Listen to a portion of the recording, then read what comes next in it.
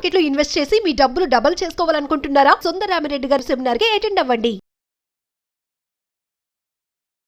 నమస్తే మధు. నమస్తే అండి. నిజంగా మధు, ఒక ఇంట్లో అబ్బాయి పుట్టాలి అని చెప్పి అందరూ ఎదురు చూస్తారు. 90% అబ్బాయే కావాలి, అబ్బాయే కావాలి, మా వంశాన్ని నిలబెడతాడు. ఆ పిల్లగాన్ని నువ్వు చక్కగా పెంచితే నీ వంశాన్ని నిలబెడతాడు, లేకపోతే 10 మంది వంశాలను నాశనం చేస్తారు, సొసైటీని నాశనం చేస్తారు. ఎందుకంటున్నానంటే, మొన్న 19 ఏళ్ల అబ్బాయి 80 ఏళ్ల వృద్ధురాల్ని రేప్ చేయడం ఏంది, ఎలా పడితే అలా వాడి ఇష్టం వచ్చినట్లు చేసి లాస్ట్ ఆవిడ చనిపోయింది. ఆ విచిత్రం ఏంటంటే, అక్కడంతా ఎంక్వైరీ చేస్తే వాళ్ళ ఇంట్లో ఎంతో మంది, ముగ్గురేమో మగపిల్లలు ఉన్నారు. అక్కడ అందరు చెప్పేది ఒకటే, వాళ్ళ అమ్మ నాన్న తల్లిదండ్రుల పెంపకమే ఆ పిల్లవాడు అట్లా అయిపోయాడు. 19 ఏళ్ల అబ్బాయికి 80 ఏళ్ల ఆమెను చూస్తే అసలు ఎందుకు వస్తుంది మధు? ఇప్పుడు చెప్పు, నిజంగా మీరు ఒక వంశాన్ని నిలబెట్టుకోవాలి అని అనుకుంటే, అంతగా ఇష్టపడి మగపిల్లల్ని కన్నప్పుడు, దేవుడు ఇచ్చినప్పుడు ఎలా పెంచుకోవాలి? మీ వల్ల సొసైటీకి ఎలాంటి నష్టం లేకుండా చెయ్యాలి. సొసైటీలో తల్లిదండ్రులైనా, భార్య అయినా, చెల్లెలైనా, అక్క అయినా, ఆఖరికి ఆ ముసలావిడైనా అందరూ బాగుండాలంటే మగపిల్లాడికి ఎలా జీవించాలి అన్నది తల్లిదండ్రులు నేర్పించాలి. ఏ ఒక్కరైనా మీకు డబ్బులు ఉందా లేదా, మీకేమన్నా ఆస్తిపాస్తులు ఉన్నాయా లేదా ఎవ్వరు అడగరు. వాళ్ళకి కరెక్ట్గా మీరు జీవితంలో ఎలా బ్రతకాలి అన్న విధానాలు నేర్పించకపోతే బయట వాళ్ళు సఫర్ అయ్యేది సెకండ్ క్వశ్చన్, మీరే సఫర్ అవుతారు. ఆ తల్లిదండ్రులనే కదా ఇప్పుడు అందరూ అంటున్నారు కదా, ఒక మనిషి జీవితాన్ని కోల్పోయింది, ఆ వయసులో ఆమె అలా చనిపోకూడదు, బట్ చనిపోయారు, అది ఒక మిస్టేకే. అండ్ మనం కూడా పిల్లలు ఏం చేస్తున్నారు, ఎలా చేస్తున్నారు అన్నది ప్రతిరోజు గమనించాలి. ఈ మధ్య కాలంలో ప్రాన్ వీడియోస్ చూడడం చాలా ఎక్కువైపోయింది.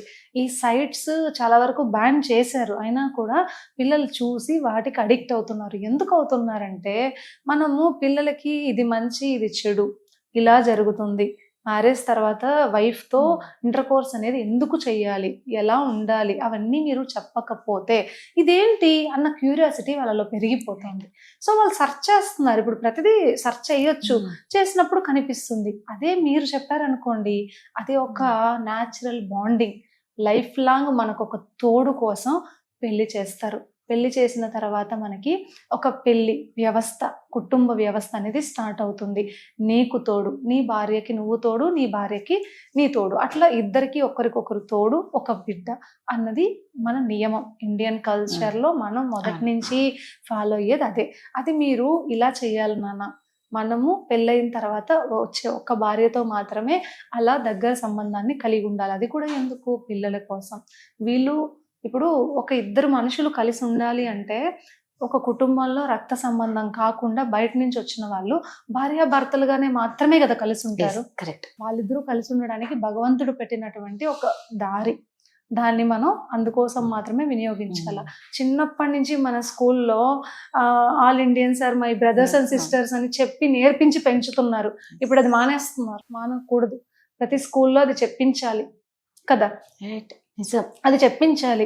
మనకి జనగణమన అన్నది ఎంత ఇంపార్టెంటో ఇది కూడా అంటే ప్లెడ్జ్ అనేది తగ్గిపోయిందంట. తగ్గిపోయింది.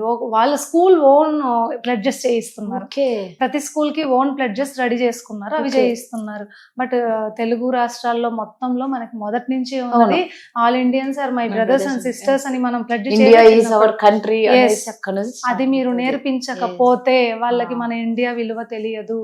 మనము ఎందుకు ఇది చెప్పాలి అంటున్నానంటే, పిల్లలు చిన్న వయసులో చెప్పే ప్రతి మాట వాళ్ళ సబ్ కాన్షియస్ మైండ్ లో రిజిస్టర్ అవుతుంది. వాళ్ళ ఎమోషనల్ బాండింగ్ కి కనెక్ట్ అయి ఉంటారు. మీరు ఆలోచించండి, మీ కాలేజ్ డేస్ లో ఏం జరిగింది, మంచి మూమెంట్స్ అన్ని మీకు గుర్తున్నాయా? అదొక ఎమోషన్. మీ ఫ్రెండ్స్ అందరూ మీకు గుర్తున్నారా? అదొక ఎమోషన్. కాలేజ్ డేస్ లో మనం పిల్లలకి ఏం నేర్పిస్తామో, స్కూల్ డేస్ లో వాళ్ళు ఏదైతే పలుకుతారో, చెప్తారో, నేర్చుకుంటారో అది మైండ్ లో ఉంటది. అదే నిజమైన సంస్కారం. చదువు కాదు, సంస్కారం వస్తేనే నీ చదువు పనికొస్తుంది, లేకపోతే ఎంత చదువుకున్నా వేస్ట్ కదా. సో పిల్లలకి తల్లిదండ్రులు కూడా పెళ్ళి అన్నది ఎందుకు, సెక్షువల్ ఇంటర్ కోర్స్ అన్నది ఎందుకు అన్నది మీరు కూర్చోబెట్టి క్లియర్గా చెప్పండి. ఆడపిల్ల మెచ్యూర్ అయినా కూడా ఎందుకు అవుతారు, ఇలా జరుగుతుంది, ఈ వ్యవస్థ ఇలా ఉంటుంది, పిల్లలు ఈ టైంలో మీలో చేంజెస్ అన్నీ వస్తాయి, కాకపోతే మీరు ఇప్పుడు ఇలా ఉండకూడదు, మీరు చేసుకున్న అమ్మాయితోనే మీరు ఆ విధంగా ఫిజికల్గా దగ్గర అవ్వాలి, అప్పుడే మీ ఇద్దరి మధ్య బాండింగ్ పెరుగుతుంది. ఎక్కడో ఉన్న అమ్మాయితో నువ్వు ఎలా కలిసి ఉంటావు? దగ్గర అయితేనే కదా, కాబట్టి అలా ఉండాలి అని చెప్పి మనం నేర్పించాలి. అది మనం చెయ్యకపోతే వాళ్ళకి అదొక పని, అదొక క్రేవింగ్, అదొక డొపమైన్ హిట్ అన్నట్లు ఎక్కడ పడితే అక్కడ చేసేస్తున్నారు. అప్పుడు కుక్కలకి మనకి తేడా తేడా లేదు. లేదు. ఇప్పుడు అవే జరుగుతున్నాయి స్కూల్లో, కాలేజ్లో, రోడ్లలో, కార్ల వెనకాల. మీరు చెప్పించకపోతే వాళ్ళలో క్యూరియాసిటీ పెరుగుతది. చిన్న పిల్లలకి మామూలుగానే క్యూరియస్ గా ఉంటారు వాళ్ళు.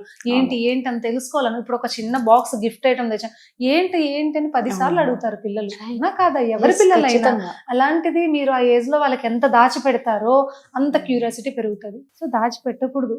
తల్లిదండ్రులు కూడా ఏంటి వాళ్ళ ముందర అలా అంతా ఉంటావు, ఇలా అంతా ఉంటావు, ఈ భర్త ఎవడో భార్య ఎవరో అట్లా ఉంటారు అనమాట. అంత ఓవర్ యాక్షన్ ఎందుకు? భార్య భర్త అంటే కలిసి ఉండాలి, కలిసిమెలిసి ఒక ఫ్రెండ్షిప్ ఉండాలి. అది పిల్లలు చూడాలి.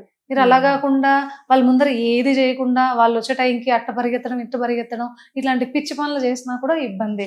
అలా డోర్లు వేసుకోకుండా ఏది పడితే అది చేయడం కూడా తప్పే. నిజమే. అతివృష్టి, సో, అనావృష్టి. అలా చెయ్యొద్దు. పిల్లలు ఉన్నప్పుడు వాళ్ళకి ఆ ఏజ్ లో ఆ కాన్షియస్నెస్ ఉంటది. వాళ్ళకి డౌట్స్ ఉంటాయి, క్వశ్చన్స్ ఉంటాయి, ఏం చేస్తున్నారు వీళ్ళు అని చెప్పి ఆలోచనలు కూడా ఉంటాయి. మీరు కాబట్టి వాళ్ళు లేని టైంలో మీ ప్రైవసీని మీరు మెయింటైన్ చేసుకోండి. వాళ్ళు ఉన్న టైంలో మరీ దూరంగా ఉండకూడదు. అప్పుడు వాళ్ళకి డౌట్స్ వస్తాయి. మంచిగా ఉండండి, ఒక మంచి ఫ్రెండ్స్ లాగా కలిసిమెలిసి, నాన్న ఇలా చేయాలి, ఇలా ఉండాలి, ఆఫ్టర్ మ్యారేజ్ మనకు వచ్చే అమ్మాయిని ఇలా చూసుకోవాలి, ఇలా దగ్గర అవ్వాలి అన్నది కూడా చెప్పియాలి. చెప్పకపోతే వాళ్ళకి ఎలా తెలుస్తుంది? ఫ్రెండ్స్ చెప్తారు ఇదేదో ఇట్లా చేయాలి అని చెప్పి. అదేం చేస్తారు? యూట్యూబ్లోకో, ఇన్స్టాగ్రామ్లోకో, లేక ఎక్కడో ఒక చోట సెర్చ్ చేస్తారు. చిన్న చిన్న క్లిప్స్ దొరికినా కూడా వాళ్ళు ఇంకా ప్రోన్ వీడియోస్ ఓపెన్ చేసేసుకుంటారు. అది మెయిన్ ప్రాబ్లం వస్తుంది పిల్లల్లో. ఈ వెబ్సైట్స్లో కూడా కొన్ని మనం నొక్కకపోయినా వచ్చేస్తున్నాయి ఆటోమేటిక్గా. సో అప్పుడు కూడా పిల్లల క్యూరియాసిటీ పెరుగుతుంది కదా. సో అది చూసి చూసి చూసి వాళ్ళు అలవాటుగా ఇంకా వెంటనే వాళ్ళకి ఆ క్రేవింగ్ వస్తుంది. ఎవరు ముందుంటే వాళ్ళు అంతే. అది ముసలావిడ, పెద్ద ఆవిడ, చిన్న పిల్లల, లేకపోతే మనిషి జంతువా కూడా లేదు. ఈ మధ్య కాలంలో ఒక అతను ఏం చేశాడంటే, ఆ టైంలో అతనికి అలా అనిపించి ఒక కుక్కని అట్లా వాడేసుకున్నాడంట. కుక్కకి ఏమవుతుందంటే తనకు వచ్చే ఆ సెక్రీషన్ ఒక గమ్ లాగా ఉంటది. కంప్లీట్ గా పెనీస్ ఇరక్కపోయింది. ఇది అరుచుకుంటుంది, ఇతనికి రావట్లేదు. మళ్ళీ హాస్పిటల్కి తీసుకెళ్ళి దాన్ని ఏదేదో చేసి బాధపడ్డారు వాళ్ళు. అట్లా పిచ్చి పనులు కూడా ఏదంటే అది చెయ్యకూడదు. సరేనా? అది ఒక టైం పాస్ వర్క్ కాదు, ఒక సృష్టి. రైట్, సూపర్ చెప్పావు.